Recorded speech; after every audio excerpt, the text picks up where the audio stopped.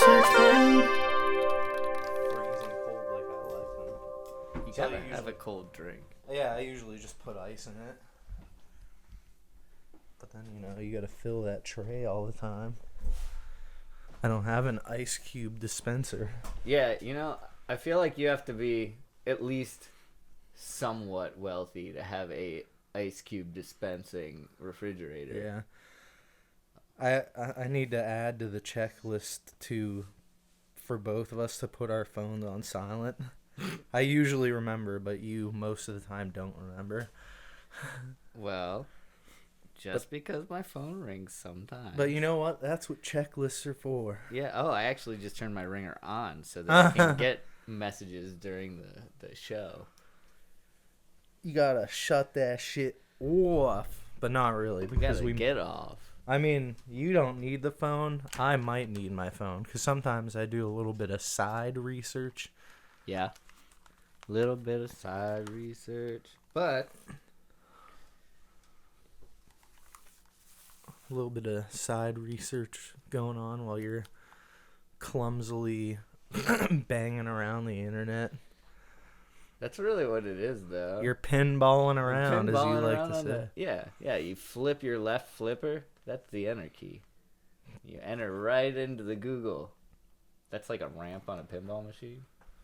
We're pinball wizards. We're searching wizards. We're the wizards of search. At first I thought you were saying, like, we're searching for wizards, like. Oh, I mean, we could real quick if you want to. I mean, you can. I'm not gonna. People also search for the podcast where we find the answers to life's greatest questions and sometimes remember to do this at the beginning of the episode. Yeah. I mean, there is such a thing as doing it too early, though. You think that was too early? I don't know. It just seemed a little, like, shoehorned in there. Yeah. It didn't feel that organic to me. No, it wasn't at all. I just wanted it to be at the beginning for once. And That's fine, Ryan. It's your show too. You can have it at the beginning. But not every came time. Up, we needed to do it because that's not even what our search is today. I like how the first thing that came up is just a ton of shit about the Washington Wizards. They're playing against the Chicago Bulls right now. Dang. And it's a close tie right now. It's 95-96 in the fourth quarter. 6 minutes and 57. Yeah. I don't know. They could get it. They're neck and neck, but the Bulls are slightly ahead, so maybe we'll check back. Live. Sports live on People Also Search For. Have you ever heard the song The Wizard by Black Sabbath? The Wizard? I probably have. That song, I can't think of what it sounds like right now. That's a badass song. Would you like to sing it for everyone? No. Okay. I wouldn't be able to do it justice, and I can't really remember lyrics that well, so unless I've heard a song like 100 times, I don't know the lyrics. True. Me too. And I do if I look them up, like if it's a song where I'm like, this really speaks to me. It's easier for me to remember my own lyrics. Yeah? Yeah? You're like for the songs that you write in your bedroom? Yeah, I mean, since it's coming out of my brain, I can connect with it easier. It's less memorization than recollecting. True. Because it's a thought that you had, so it's already in your brain somewhere. Would you say wizards are creepy, Ryan? I'd say they're pretty creepy, but only in the fact that some of them are like old and have really long fingernails. And they're all yellow and fucking gnarled. Yeah, and there's like a small wart like right underneath their fingernail. It's just like poking out. Yeah, those kinds of wizards. You don't want to hang out with those in a back alleyway. But wizards can creep you out. And I'm very sad. I've never met a wizard, so I can't say. I have to say that I'm really upset that on the wizard search, everything is about basketball. Like there's nothing about like a normal wizard. Like everything is about basketball. Not even one search on the first page is like a wizard, like a magician. Yeah. A magician. Even on Google Images, like wow, like you cannot find pictures of a wizard like with a wizard hat, like a magician. Well, you did type wizards, like Yeah. plural. Yeah, because it's maybe like a couple of wizards. Well, what if you just hanging put out, what if you just put wizard singular? scratching on a chalkboard with their disgusting nails? It might come up if you put wizard. Okay, I'm just fine. saying. We'll check. Well, the real second result after Wizards was Wizards of Waverly Place. quick. Okay. But when you put in Wizard singular, now it's all just pictures of like sorcerers. So I guess there can't be more than one wizard, So because then it turns into basketball. What are the results looking like? On the first page, here we go. Oh yeah, there you go. we You got the go. definition of a wizard. So Nice. once again, Ryan is a flawless searcher. A man who has magical powers, especially in legends and fairy tales. Yeah, like Merlin. Yeah, and there's like tons of tales, and there's some scary tales. Some urban legends, if you will. Yeah, Some internet urban legends. yeah. Even. There's been a lot of stories that have come up on the internet, and we don't know where they started. But we can't tell if they're real or not. And sometimes I think most people can tell if they're real. So they could be real, but we don't know.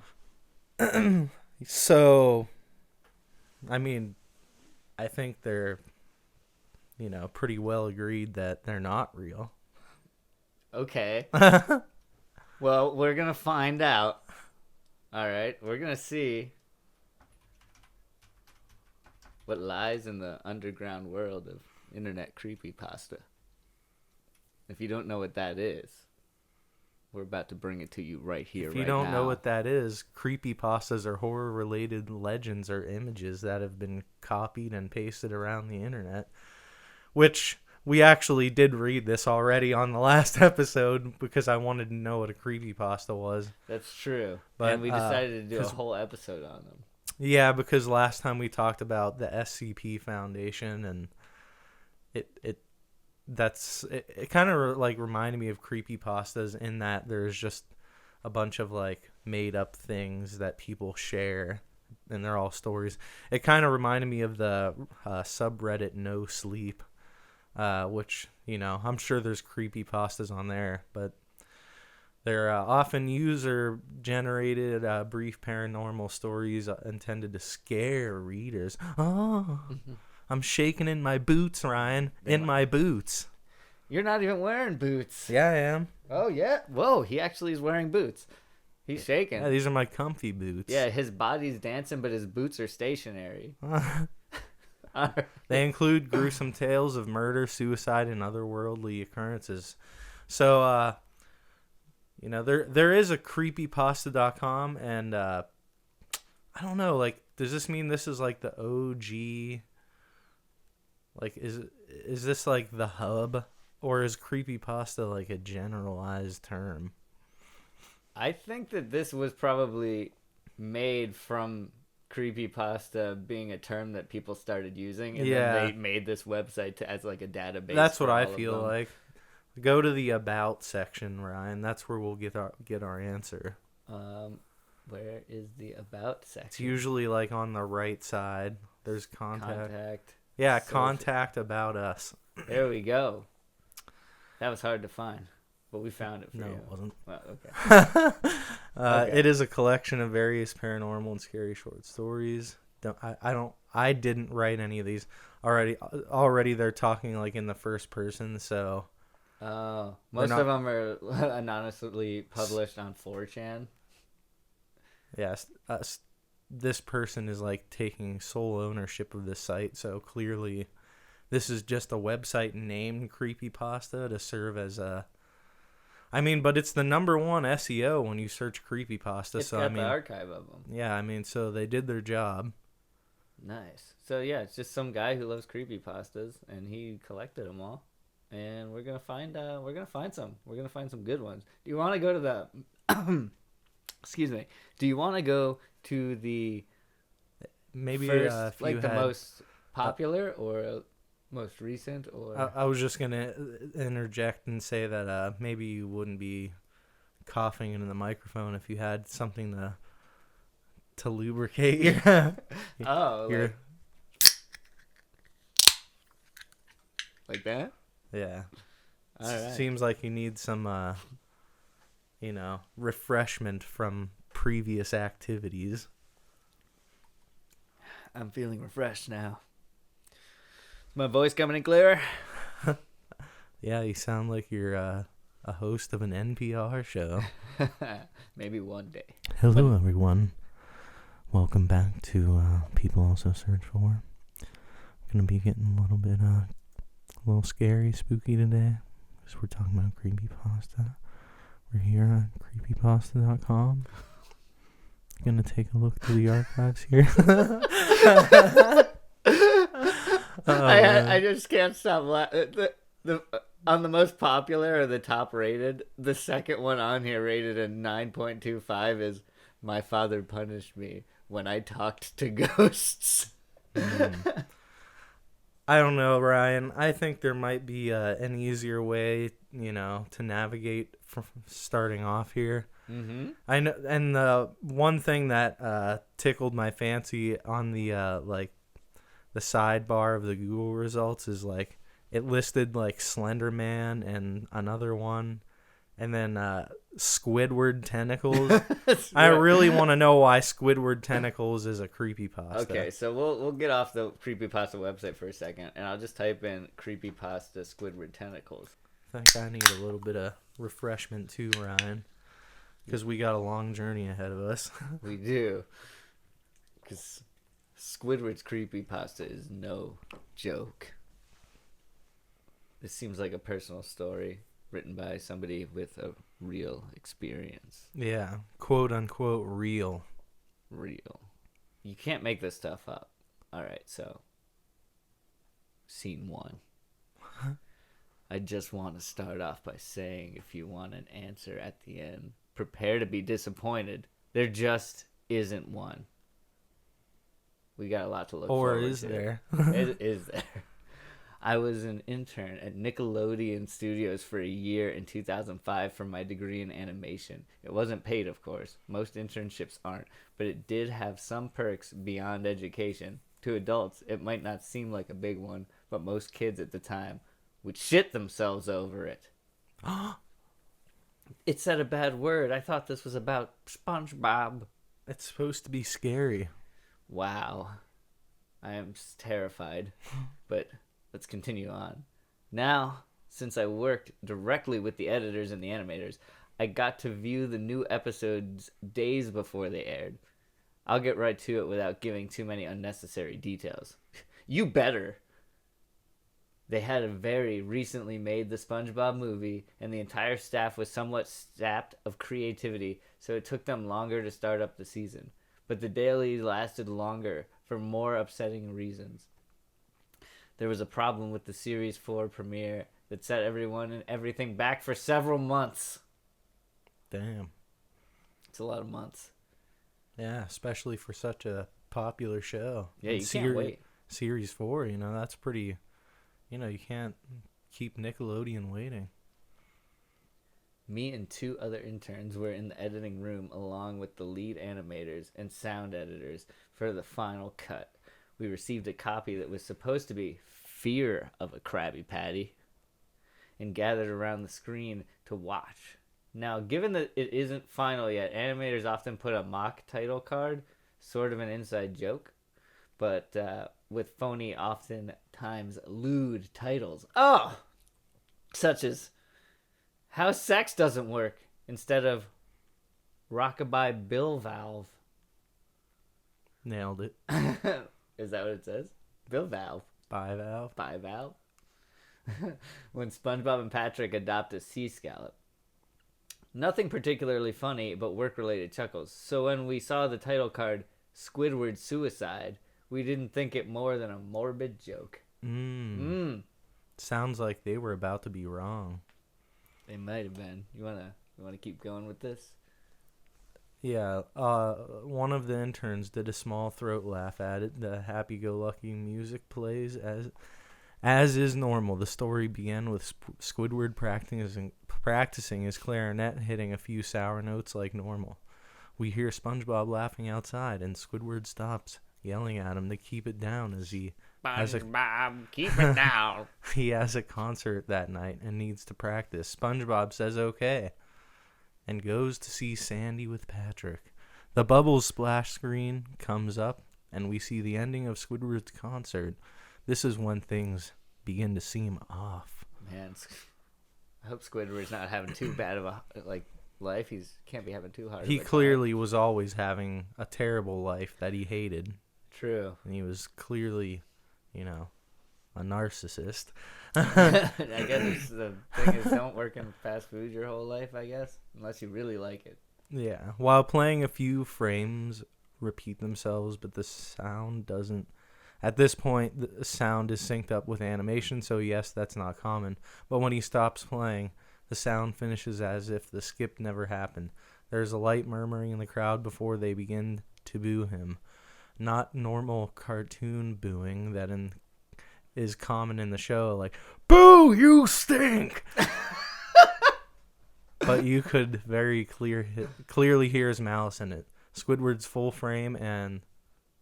in full frame looks visibly afraid. The shot goes into the crowd with SpongeBob in the center frame, and he is too booing, very much unlike him. "Boo, Squidward, you fucking suck!" Very detailed, clearly shots of people's eyes. I know what that would look like.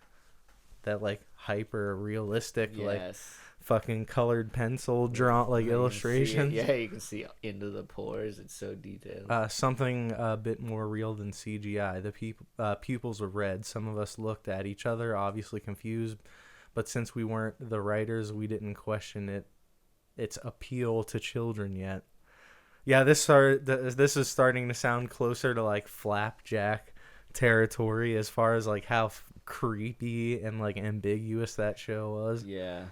I loved that show though.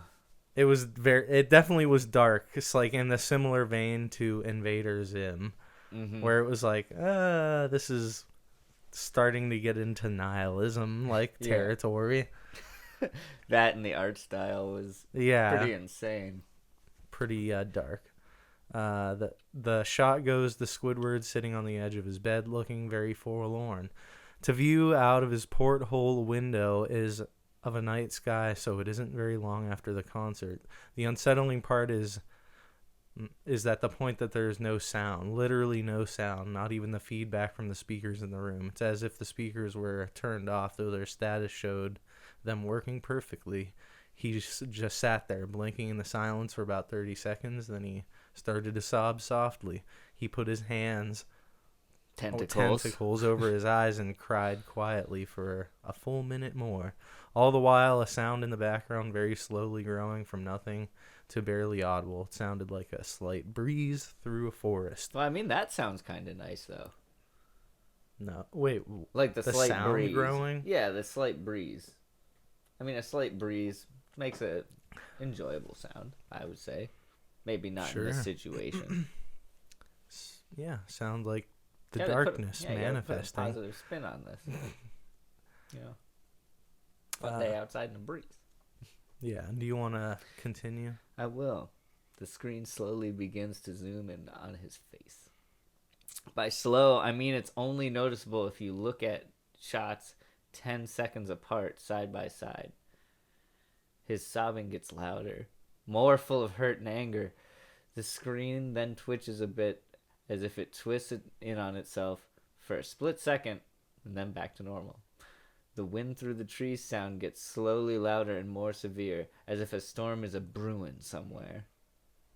The eerie part is, this sound and Squidward's sobbing sounded real, as if the sound wasn't coming from the speakers, but as if the speakers were holes. The sound was coming through from the other side. It's getting a little melodramatic, I think. Yeah, it's supposed to be scary. Yeah. As good as... It's gotten too unrealistic at this point to be scary. As good as sound as the studio likes to have, they don't purchase the equipment to be that good, to produce sound of that quality. And what I'm saying is, when it's, describing it as the sound is, becoming real, it's enveloping the room you're in, it's that makes it unrealistic. Yeah, there's other ways you could have done the story without having to rely on, like, you know, tangible things that can't physically happen. Yeah. It had me so far until that. But below the sound of wind and sobbing, very faint, something sounded like laughing. It came at odd intervals. It never lasted more than a second, so you had a hard time pinning it. We watched this show twice, so pardon me if things sound too specific, but I've had time to think about them. After 30 seconds of this, the screen blurred and twitched violently, and something flashed over the screen as if a single frame was replaced.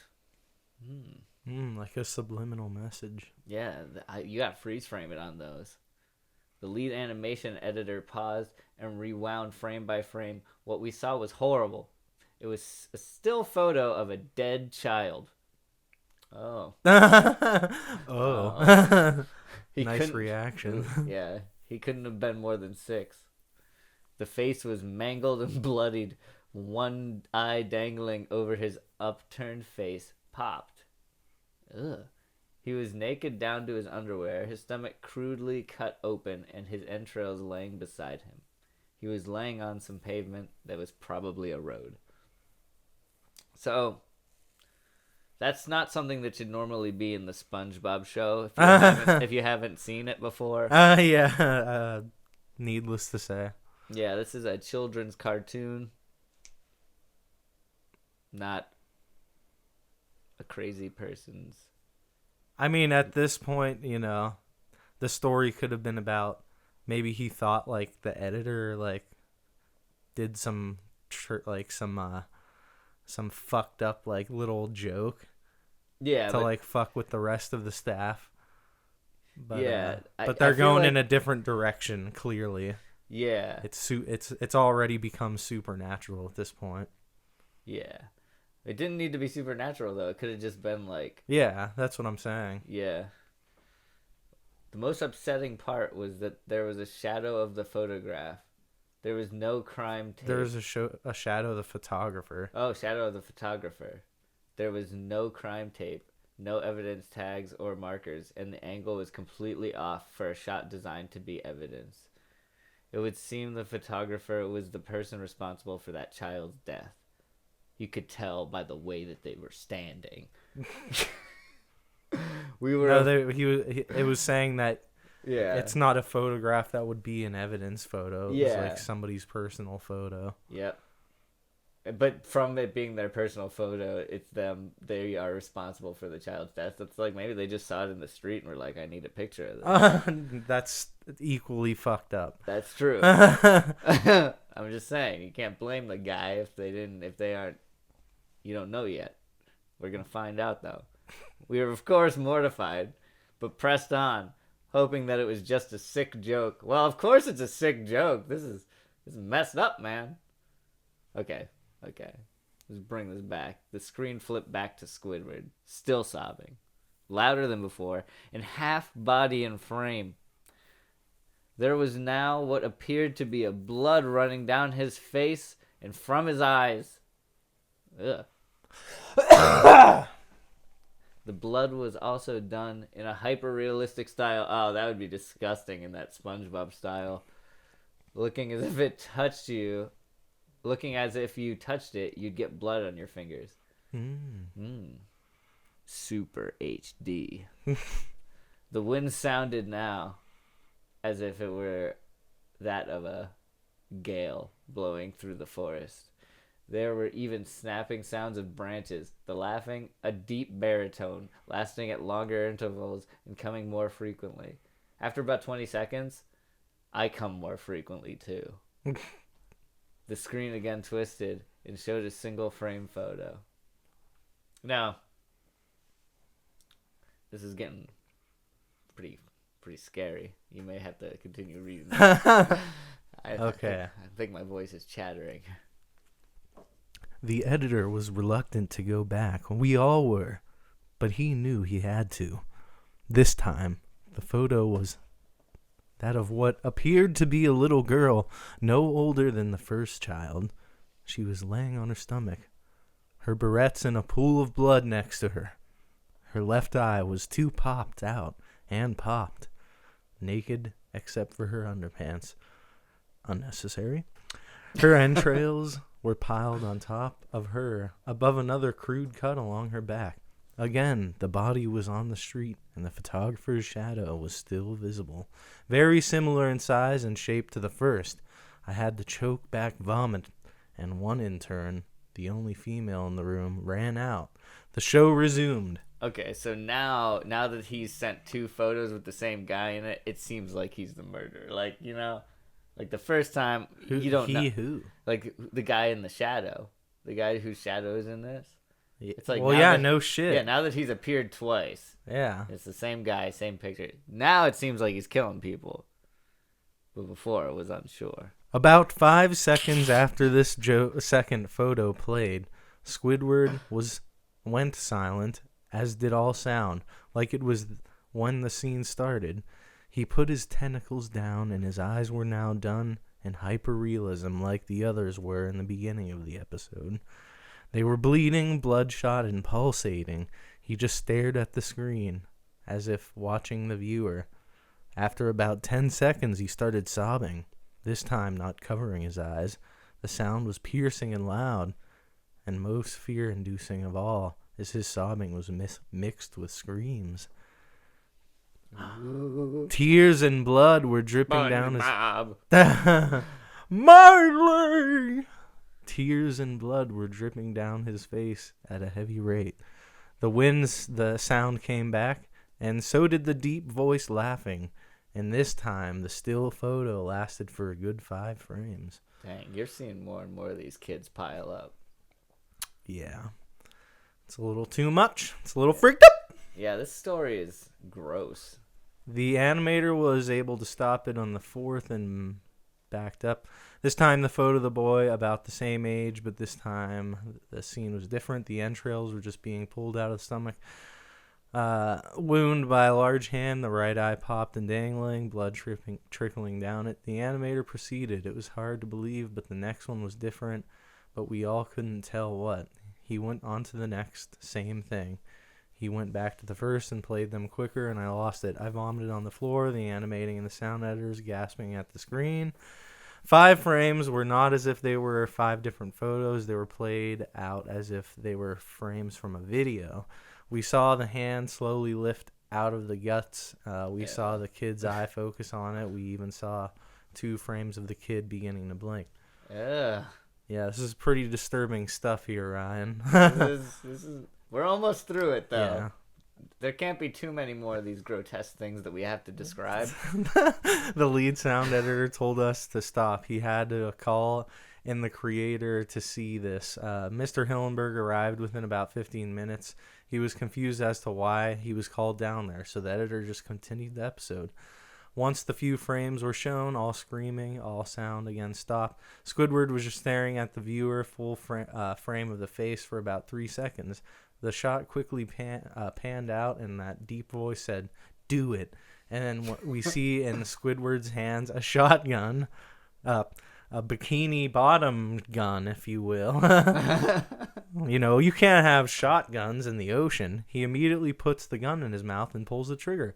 Realistic blood and brain matter splatters out behind him on the wall and his bed, and he flies back with the force. The last 5 seconds of the episode show his body on the bed, on his side, one eye dangling on what's left of his head above the floor, staring blankly at it. Then the episode ends. Mr. Hillenberg is obviously angry at this. I would be too.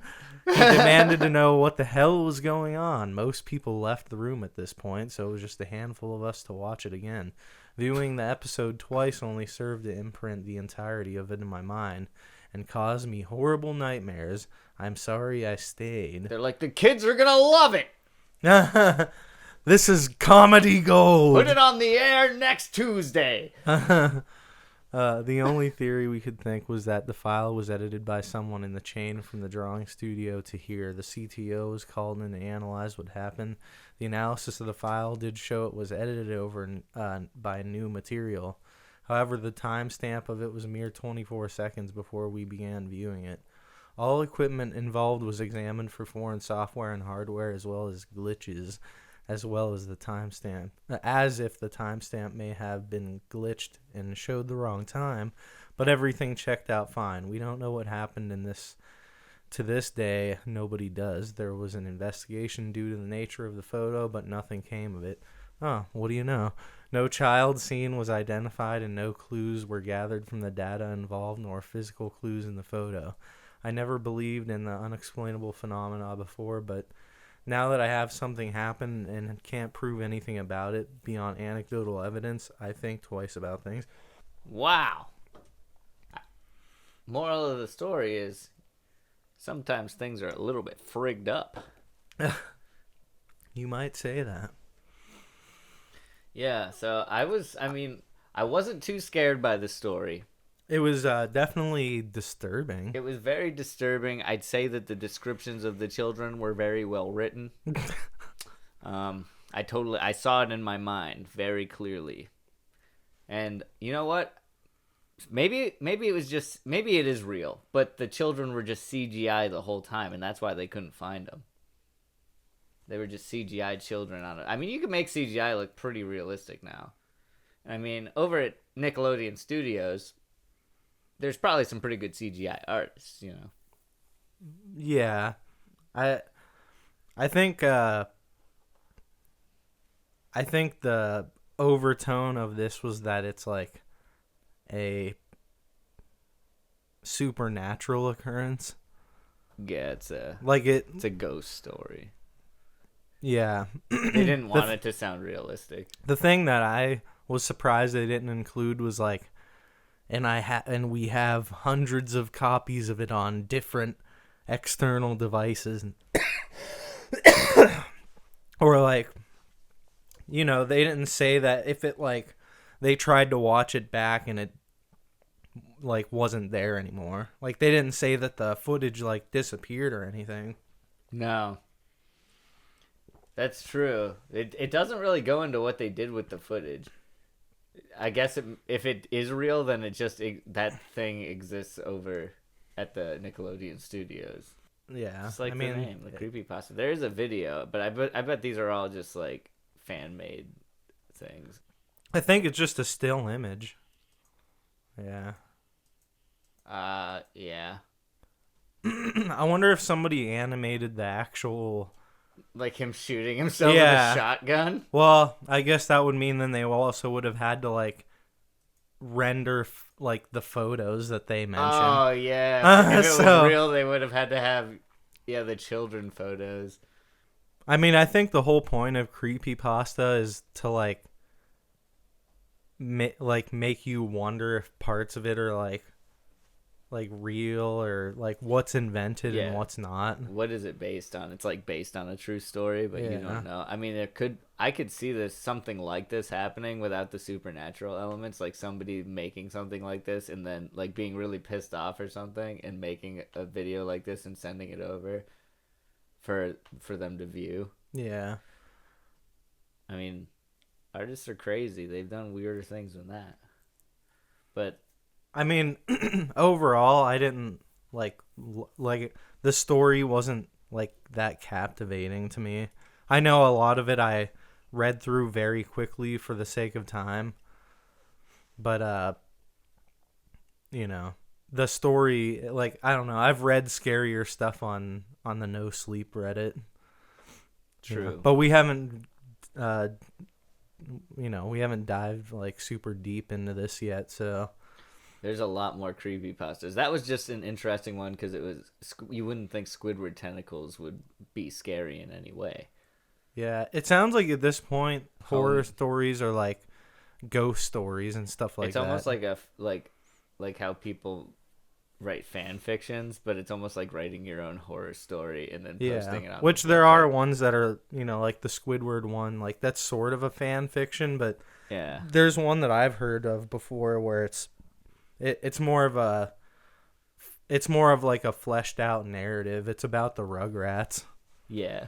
Now we've gone to another cartoon, the Rugrats. Yeah, theory. It's the Rugrats theory. Ooh, the Rugrats theory. And yeah, and also, this this episode might turn out being a little chopped up because we might have to cut some things out here and there for the sake of time. But yeah, so some stories might not be the full story, but we'll give you what you need. But the Rugrats theory, it's that they were a figment of Angelica's demonic and unimaginable imagination, which is kind of what I thought it was, when I talked about it the other time. Mm-hmm. Chucky died in 1986 along with his mother, and that's why Chaz is a nervous wreck all the time. Tommy was born in 1988, but he was stillborn. That's why Stu is constantly in the basement making toys for the son who never had a chance to live. The DeVilles had an abortion in 1990. Angelica couldn't figure whether it would be a boy or a girl, thus creating the twins. Wow. As for the all-grown-up version of teenage Angelica, became addicted to various narcotics, which further aggravated her schizophrenia, bringing her back to her childhood and thus her creations she obsessed over. Because of time lapse between the present and the last time she interacted with her creations, she made them older. Angelica was constantly taking hits of acid. Oh my God. She would never have to live without her creations, who were her only company. Oh, kind of like us with General Rosberg. He'll always be there, Ryan, in our hearts and in our spinal cords. In a judgmental world, Angelica's mom actually died of a heroin overdose in 1982, just after Angelica was born. And Drew, in his depression, married a gold-digging whore that Angelica idolized because she fooled herself into thinking it was her real mom, but always had a concept of her mom, Cynthia, and took a Barbie doll and made it into her mom's image, wearing an unwashed orange dress and having jacked up hair, which is why she was so attracted to it. Later in her life, she was really attracted to her mom. It says attached to it, not attracted. Oh, okay. I'm trying to speed through it, so I'm barely... I understand, but I couldn't let it go. Later in life, she followed her mom's footsteps with drugs and everything. Come on, write it a little better. With drugs and everything, dying of an overdose at age 13. When All Grown Up was canceled. Oh, so that's why they canceled it, because they're real people, and when they die, you can't continue the show. That's what it says underneath it. The only Rugrat not to be fictional, however, was Tommy's brother, Dill. Yeah, so when the show ended is when she died, because she's a real spirit. Mm-hmm. And there's creepy. And there's a little bit more background about something going to Paris and something about Susie, but that's the bulk of it, about all her immediate friends and family had a tragic death or whatever. I was thinking this is happening in her head. Well, yeah, they aren't actually there. Yeah, it says the Rugrats were a figment of Angelica's demonic and unimaginable imagination. But to become this crazy person, how would she know? If Tommy was born in 1988, but if he was born stillborn, then why would Angelica ever even know? Why does she know that Tommy was born? That's stillborn. Why would she have an image of Tommy at all? They're manifestations of the friends she would have if all these kids didn't die. Oh, okay, but okay. So they are they're literally imaginary friends. All of them in the show are her. They're based on people that are children that have died. And then I think they were saying that her mom actually wasn't there. Her mom was also a figment of her imagination. So they were saying only certain people, or maybe they're all supposed to be just part of her imagination, but it doesn't seem like the adults are. It's just all the children. And maybe her mom. Yeah, and maybe her mom. Because they specifically mentioned Stu as well. Oh, and then that Drew ended up marrying a different woman. I ain't saying she a gold digger. It says she's a gold digger. Yeah. Yeah. So yeah, Drew married her, and So she obviously wasn't seeing that. She wasn't seeing like how her dad actually existed and how. yeah.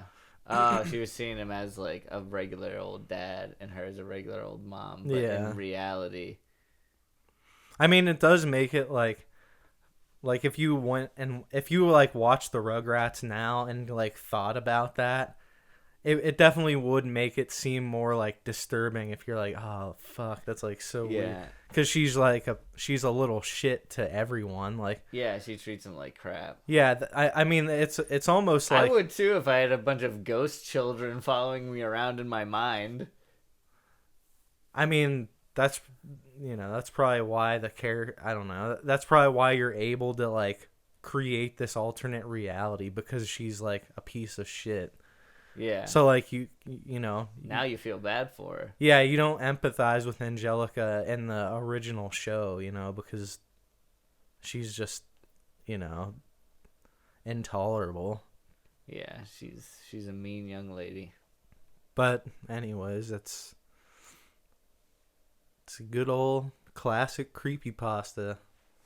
You should go back to Google and just search for like the most classic creepypastas.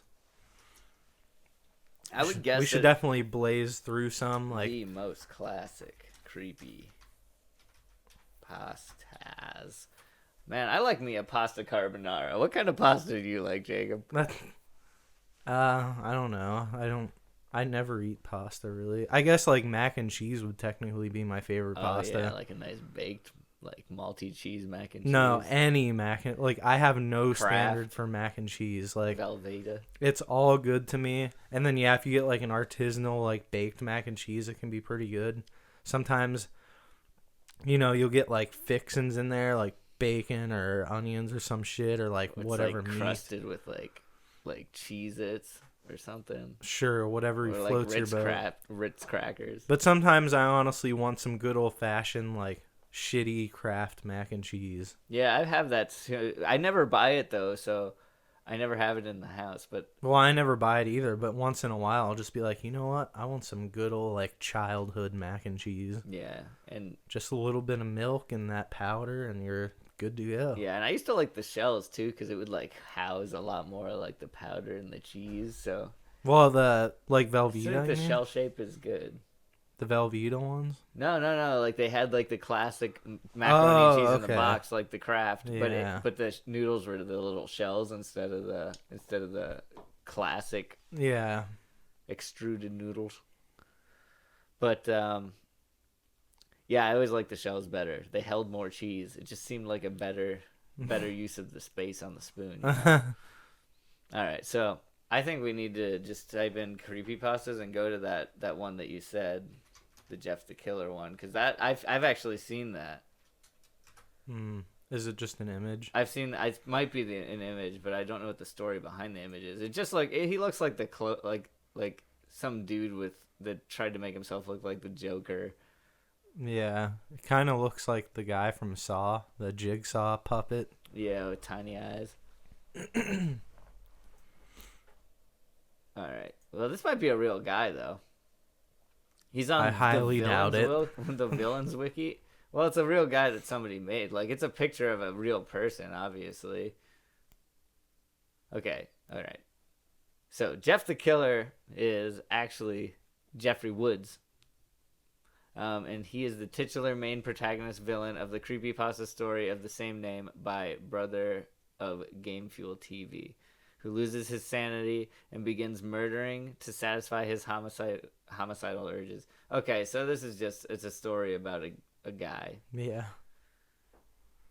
So that's the most classic one. But these are all really long. Yeah, they're all. It seems like most of the creepypastas are just like horror stories that like horror fiction that people wrote. Ugh. Oh God.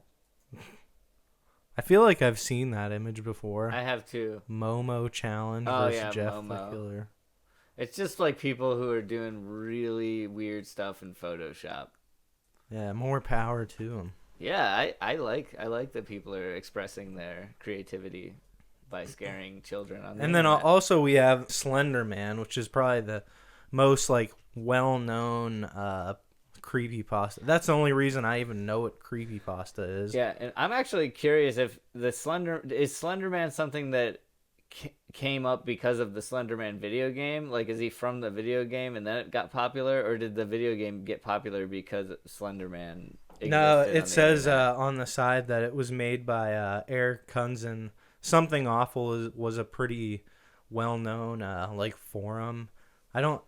It wasn't really like 4chan as far as I know, but I'm pretty sure it got shut down. Yeah, that's where it came from. It was just like a story, and there was like manipulated photographs associated with it because Yeah, it was almost like a documentary yeah. in a way, where people would walk around and they like Slender Man would appear in the background, and nobody would realize. Wait, go back up a little bit. It says origin. The Slender Man was created on June 10th, 2009 So he's not real. on a thread. That's good to know. Yeah, something awful forum.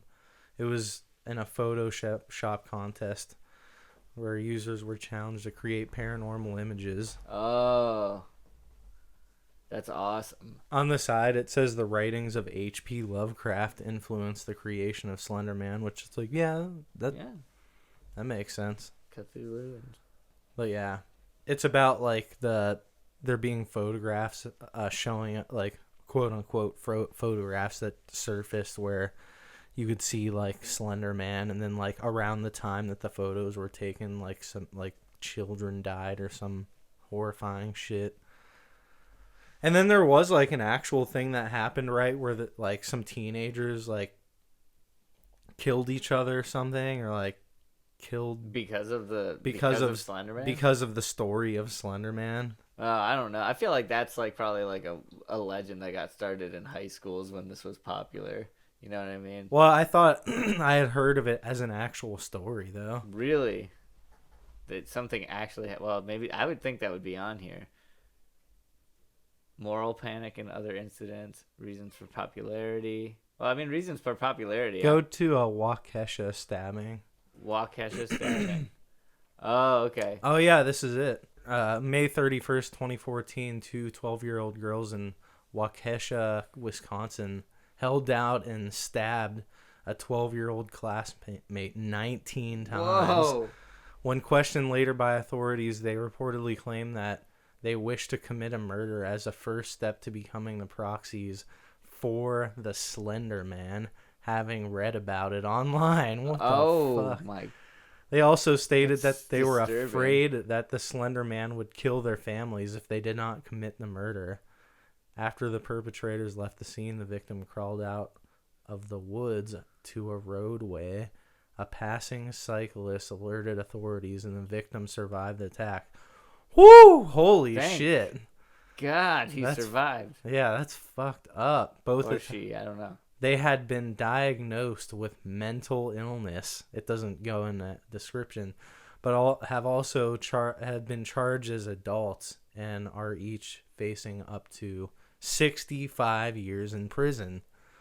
One of the girls reportedly said Slender Man watches her, can read her mind, and teleport. Well, thanks a lot, Internet. You're rude. You see what happens? You see what happens, Internet? You see what happens when you make something that shouldn't be popular? Although, I mean, it's popular for a reason. I think it's cool. I have actually seen the videos that Slender Man like appears in, where like people made like a fake documentary and Yeah, I've watched those before, and I don't know. There's been times where I've been in the car with my family or something, just like staring out the window, and just like staring out into the woods, and just like imagining if I had just see like Slender Man appear, and it'd be like how fucked up it would make me scared out of my fucking mind. yeah. I think if any like classic like horror story thing happened to you in real life and you actually experienced it, you would go crazy. Yeah, like there I think I've had at least one or two. well, I know I've had one, but maybe even two or three nightmares where I saw a UFO Oh, and then just yeah. like wake up and thinking like, oh fuck, like is this It's real. foreshadowing or some shit? Because in my dream, Is this deja vu? because when I think of it, in my waking life, I'm like, like I think it'd be pretty cool if I saw a UFO. It would be kind of scary, but in one of my dreams, the UFO was like very, very close to me, and like I felt like it was, going to do me harm. So it was terrifying. I just woke up thinking like, oh fuck, like did they visit me in my dreams? Are they gonna visit me tonight? They're In my butt? Yeah, they're gonna take me up to their ship and probe me. Yeah. Anyways, man, there needs to be a website called Creepypasta Cliff Notes. We could type that in and try it. 17 terrifying creepypastas guaranteed to keep you up at night. Let's hope this person did their homework. This person probably did their homework because number one is the Slender Man, and we know about the Slender Man now. Yeah. So We've touched on that one. This The next one I haven't heard of. This I haven't heard of, and it looks kind of disturbing. Yeah. So in the Candle Cove, and this first image we see is just a pirate puppet that has very depressed eyes. And by puppet, you mean marionette. Yeah, marionette Of puppet. course. And yeah, very depressed eyes. He's got a frown, and he is not having a good time on the old seven seas. So let's see what this is about. Everyone has a television show from their childhood that they fondly remember. Oh, just like the Rugrats. Yeah. Yeah. Like those who nostalgically recall the adventures of Dora the Explorer, Mr. Rogers, and Sesame Street. Some adults rediscovered their favorite show from the 1970s, Candle Cove, on a television forum in this creepypasta. Slowly, their memories of the show grow darker and more disturbing until one of the adults asks his mother about the true nature of the show. The forum format of the story adds a spooky realism to the tale and also makes it easy to recreate and share on other boards. If you find the story particularly compelling, watch the first season of the sci-fi original Channel Zero, which is based off of this creepypasta. So this creepypasta is so popular, it got its own TV show. That is insane. Wow. Now, I really wish I knew what happened. So that was a real show? Yeah, it was a real show, I guess, but people's memories of it got darker and darker as the time went on. Like a Mandela effect. Yeah, kind of, except the Mandela effect of horror. Dun, dun, dun. Oh, man. Another, like, creepy-ass fucking inanimate object. Yeah. Number 3, Robert the Doll. I mean, a lot of these seem to be, like, related to dolls. And, I mean, puppets are kind of creepy. Not for the faint of heart, Robert the Doll really exists. The myths surrounding him vary, especially since it became so popular on the internet. The doll was given to the artist Robert Eugene Otto in the late 1800s and early 1900s by a servant working in his family home. The doll, which he named after himself, then took on a life of its own and began to terrorize the family. So it's a story like, fuck, it's like Annabelle. It's like Otto is said to have kept his doll into adulthood, and it subsequently tormented his late wife to insanity. When the doll was found by another family, the girl to whom it was given was terrified of it and refused to have it in her room. The doll is currently residing in the Fort East Martello Museum in Key West, Florida. Visitors must ask Robert politely if they want to take his photo. If they mock him or take his photo without permission, Robert is said to lay a curse on them. Wow. So this example of a creepypasta is actually something that's real, but there's no way to say if like the myth around it is real. Like it's an actual tangible object that exists, but nobody knows if what actually happened with him or what people think happened with him is real. Yeah.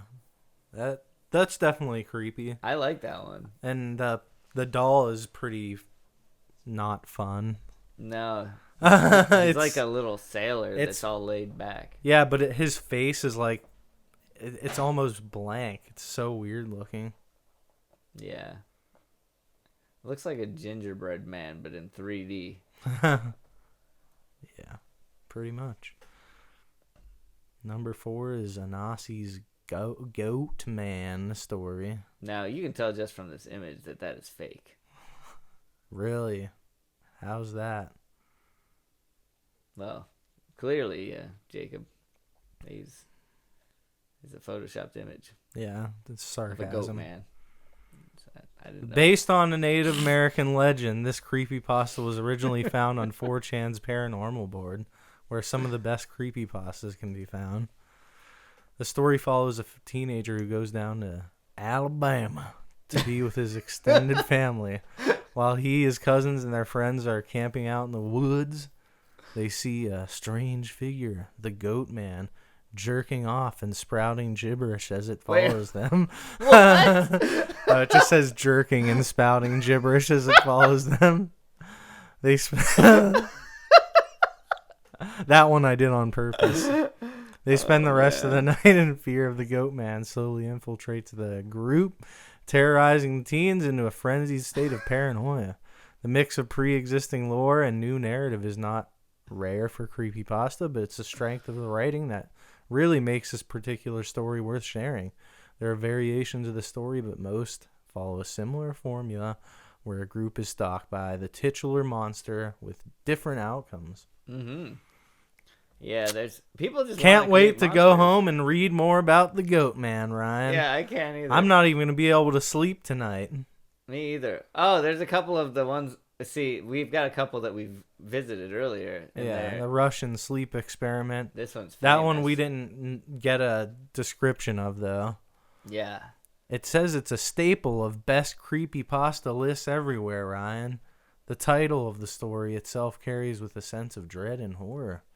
Shortly after World War II, 5 political prisoners are subjected to an experiment in which they have to remain awake for 30 days in a tank filled with an experimental gas. As with most science gone wrong stories, the test subjects begin to lose their minds among a number of other gruesome symptoms. The horror does not end when the experimenters try to save their subjects. Far from it. Just know that this story may not be appropriate if you are squeamish or dislike gore, as the narrative goes into graphic detail about the physical state of the patients. Thankfully, there are no pictures, or this would be the ultimate nightmare fuel. That makes me want to read that one, Jacob. I mean, I'm sure it's probably a good read because Yeah. this one has been mentioned before, but you know what that reminded me of? Have you ever heard of the Philadelphia experiment? No, what's the Philadelphia experiment? I think it's... Whoa, I wish everyone could see how Ryan started typing Philadelphia. Everybody could see it. It was real bad. Yeah, it was so wrong. Like, I don't even think a 5-year-old could spell it more wrong than that. I think that I could. But it's also a movie called The Philadelphia Experiment. Oh, okay. Tell the listeners a little about it, Ryan. The Philadelphia experiment is an alleged military experiment supposed to have been carried out by the U.S. Navy at the Philadelphia Naval Shipyard in Philadelphia, Pennsylvania, sometime around October 28th, 1943. The U.S. Navy destroyer escort USS Elbridge was claimed to have been rendered invisible or cloaked to enemy devices. The story first appeared in 1955 in letters of an unknown origin sent to a writer and astronomer, Morris K. Jessup. It is widely understood to be a hoax. The U.S. Navy maintains no such experiment was ever conducted, that the details of the story contradict well-established facts about the USS Eldridge, and that the alleged claims do not confront or conform to known physical laws. According to some accounts, unspecified researchers thought that some version of this field would enable using large electric generators to bend light around an object via refraction, so that the object became completely invisible. The Navy regarded this of military value, and it sponsored the experiment. Yeah, and then also I'll read the last sentence. Many versions of the tale include descriptions of serious side effects for the crew. Some crew members were said to have been physically fused to the bulkheads, while others suffered from mental disorders. Some rematerialized inside out, and still others vanished. It also claimed that the ship's crew may have been subjected to brainwashing to maintain the secrecy of the experiment. Oh.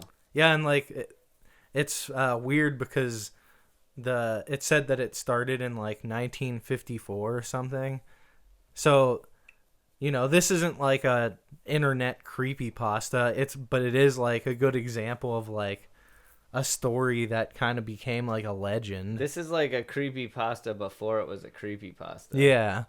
It's like, to bring it back to SpongeBob, have you ever seen that one episode where like all the characters get fused together at the end, and it's just like this giant blob of like guts and things, and then like I don't know if I have seen Squidward that. and everybody's heads are like coming out of it. What was the episode about? I mean, this could be a creepypasta in itself. The fused together characters are a fusion of almost all the main characters. They get fused together when Squidward tries to fuse himself back together with SpongeBob. Squidbob Tentacle Pants? I guess. I wonder what season it's from. No idea. Well, if you want to see... Not a very good wiki page if it doesn't even tell you like what fucking season or episode it's from. Yeah, it does. It tells you right here the episode, but it's not clearly stated that this is the episode. But if you are interested in seeing this image, it's the fused together characters from episode Squidbob Tentacle Pants of SpongeBob. Now, I just remember seeing this on TV and thinking like SpongeBob sure has gotten disturbing over the years, because like I remember like the original episode was just like him blowing bubbles and they were turning into like cool animals and whatnot and different sculptures and whatnot. So to go from that to this, where this could like actually disturb children, like look at Pearl's face. Yeah. She looks dead. She looks dead. Sandy definitely looks dead. Yeah, Mr. Krabs kind of looks dead too. There's just a random eyeball coming out of Squidward's left shoulder. Like, this is a real image that they put on children's television. There's, like, seepage dripping off the side of the bed. Yeah. I doubt that's even a real medical degree on the wall. Like, so. It's creepy. It's a little bit creepy. I don't know if I do remember that at all, though. Maybe I never saw that one. Probably not, but...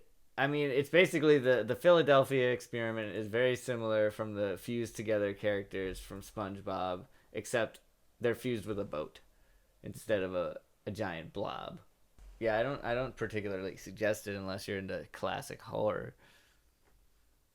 But we're obviously not, because we're here searching for creepypastas. So, and those are not classic horror. I think that's a modern horror thing. And I think that if the right person found it on the internet, that they would have a good time with it.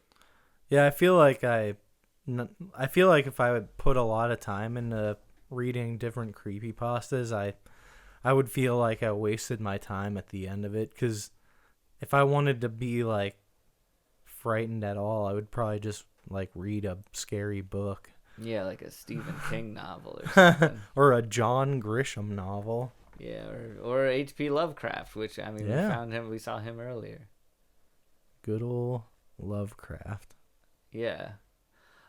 I've never read anything by Lovecraft, but I do know of what they are. Yeah, pretty good stuff. I don't read that much, so, it'll probably take me the rest of my life to read the whole Lovecraft compendium book. Probably. I'm just curious. Lovecraft is old, isn't it? Yeah, it's from like the 18th century. Yeah, like he's not a modern author at all. So, okay, I just want to know. Okay, H.P. Lovecraft. Oh, actually, no, it was later than that. He was born in the 19th century. 1890s. Yeah. Yeah. Born. We have the same birthday. Maybe that explains why you're so freaked up. Probably. H.P. Lovecraft and I have the same birthday, except Oh, that's whoa. Now all our fans. Wait a second, Now all our fans know when your birthday is. dude. No, this is really weird. My birthday is August 20th, 1990. H.P. Lovecraft's it was birthday 100 is years before. August 20th, 1890. He was born 100 years before you. Which means I'm gonna die on March 15th, 2037. 2037. So that means you have 17 years left to live. Oh no, no! And then that proves that I am the new Lovecraft. Yeah, I'm his reincarnate. He was not an old man when he died, and No. and that also means your Cthulhu is fucking General Raspberry. We're creating Lovecraftian horror. Yeah. General Raspberry. Yeah. Oh man. I love General Raspberry. Yeah, maybe people can look forward to some different content one day, aside from the classic people also search for, and maybe it'll involve General Raspberry, maybe it'll involve Colonel Blueberry, maybe it'll involve my Lord Bag of Rice, but the details remain to be seen as of yet. But keep hanging out with me and Ryan here on People Also Search For, and maybe you'll see some new exciting things in the near future. Until then, leave us a comment on iTunes. Make sure you